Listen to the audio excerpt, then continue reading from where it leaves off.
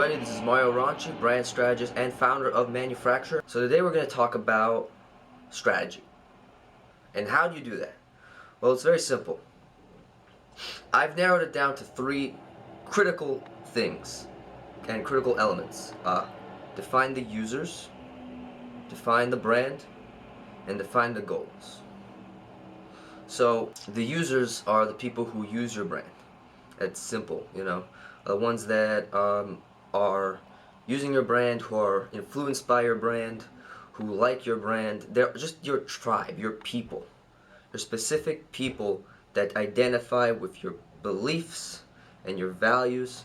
And they can be customers, they can be employees, they can be future customers, and they can be influencers. So you first start with the users, because everything starts with a brand. It starts with a user, right? It's a simple concept of a person likes what you do and they're willing to give you more business, if they identify with it. It doesn't necessarily need to be like something that is like a people please type of thing, but it's more of like they identify and they enjoy the solution and this experience that you bring them. So it's very crucial to identify the users first. Without a user, there is no brand. That's the first thing, is critical. Without a user, there is no brand. Because the user is the one who makes a company exist, most of the time, right? The employees, the customers, the all these people, help your company grow, help your company is in one way or the other, whether it's they're paying for something, coming back, recommending your services to other people, or you are, or they're influencers and they share about what you do, or they're employees inside the company and they're helping within your company internally grow. So that's why we define the users first. And you define the users through a user profile. And the user profile is basically demographics, psychographics, demographics, age, sex, location, media that media that they consume, so where they go, hobbies, beliefs, all that stuff. So then you start forming a picture of who this person is, a real life person. Because if you just have demographics, you just have statistics, you just have numbers, you just have a set of things, but it's not really a person. So a user profile helps with identifying that person and being able to, create more experiences or better products or better services aligned to the customer of what they want. They'll be like, oh, wow, they really get me. Or, oh, wow, I really like working in this company. They really get me. So it can work either way. Like I said, internally, externally, doesn't matter. It's very important to define them first and foremost, because then we can start working with empathy instead of just thinking about yourself. So that's the users. A big definition of how you define the users, right? Second, you define the brand. And this time, defining the brand is what you are about. Okay? This is what you are. This is about delving deep into what makes you you. What purpose you are on this earth for. As deep as and hippy dippy as that sounds, it's exactly what it is. Who you are, what you want to do on this earth. How do you do it? What are your values? What's the personality that you put forward to the world? As a brand, and just you understand those things, and you can kind of create an understanding of who you are, right?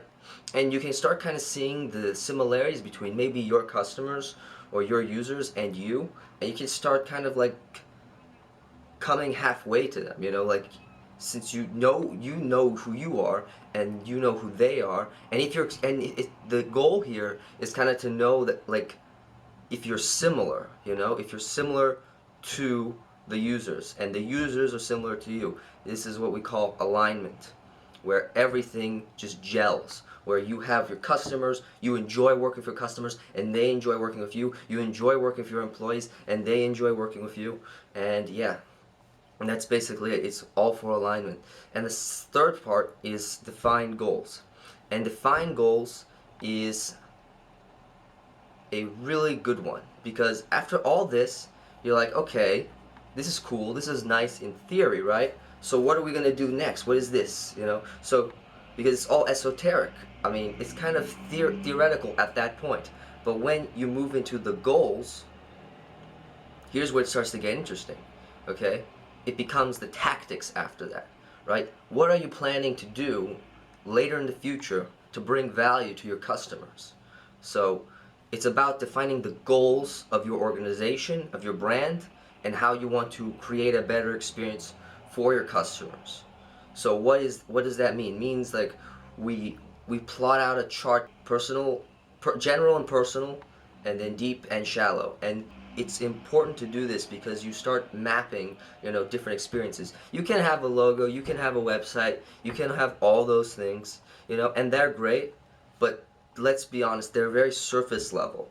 And your brand can grow can grow much deeper and have a deeper connection to your audience if you're able to pinpoint more deeper, points of customer experience or touch points, right? So you could think, maybe one day I want to do a workshop, maybe one day I want to do maybe I want to do a workshop, maybe I want to do a free guide or something, maybe you want to have a meetup, whatever it is, you want to really, delve deep and give tremendous, amazing value to your customers and go above and beyond what they want, because it's very easy to say, oh, the solution is a logo and a website for brand awareness.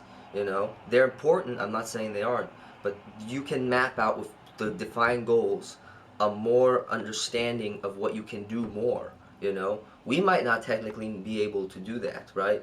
Maybe we don't have the skills, maybe we don't have the people to do that, but you can, because afterwards we can give a whole like set of goals that you can do, steps that you can take, and maybe you might not be doing the workshop now, but maybe later on you want to do the workshop later, So it's all. So after you do the mapping, the next part is to prioritize the goals. And now that we have an understanding of a broad understanding of what it is that you can, do in case of touch points, you can now focus in on what you really need at this moment. So this is where it comes in. So usually, prioritizing goals comes down to 4 things. Marketing, which is awareness for the brand. Revenue, more money. Efficiency, make company run better. Delight, better the customer experience or exceed expectations. Okay, and so we move on to charting it, and then we make sure that we understand, what is important. So we ask you to rate from 1 to 10 what is more important on that list of things. Is it the logo? Is it the website? What is it that you need at that moment? And then the budget, what is exactly the budget that you have to pay for the thing, to pay for the touch point, and so that resolves itself there as well. Yeah, and so after that we can have an understanding of what to focus on and what to execute. So we go from theory to execution, already thinking about execution. We're still in theory, but it's now focusing more on execution on this last step. So we already start being able to bridge the gap between reality, fiction, and reality. So when all this comes together, these components form a successful brand strategy.